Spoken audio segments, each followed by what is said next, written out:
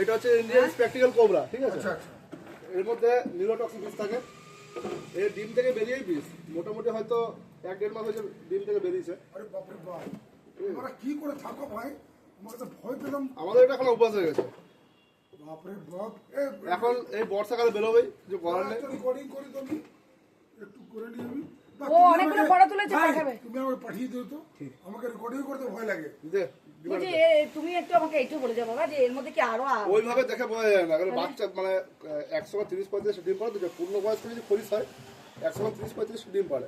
তো ডিম যেখানে পারে ওখানে সব এক জায়গায় থাকে না। যখন ডিম থেকে ফোড়ে না, কখনো এইদিকে যাবে, ও ওইদিকে যাবে, এরকম করবে।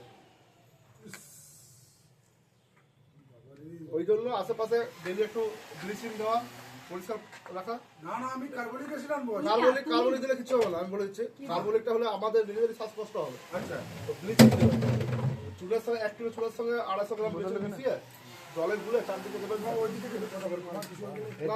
তাতে কি আপনার কমবে, পোকামাকড় আসবে না, সাপও আসবে। আর আমার নজরে পড়ে গেল ওখান থেকে। ঢাকনা ছিল। ভাই তুমি আমাকে পাঠিয়ে দিও তো। ইস সারা, এখন এত ছোট কেন? অন্য দেবো, ডিব্বা দেবো, কোন ডিব্বা দেবো কি? ডিম থেকে বেরিয়ে ওদের বিষ না, এখনো কাটলে মানুষ মারা যেতে পারে। হ্যাঁ, আরে সালা,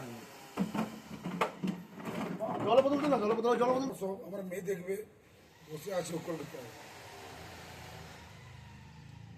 তোমার সাহস বলতে পারবো বাবা, আমার তো ভীষণ ভয় পায়। এবার আমি কি করে যাবো পায়খানা? আমি সেটা ভাবছি। ওই দিক দিয়ে জঙ্গল, ওই মধ্যে তুমি যাচ্ছ। একে তো চিনি আমি খুব ভালো করে।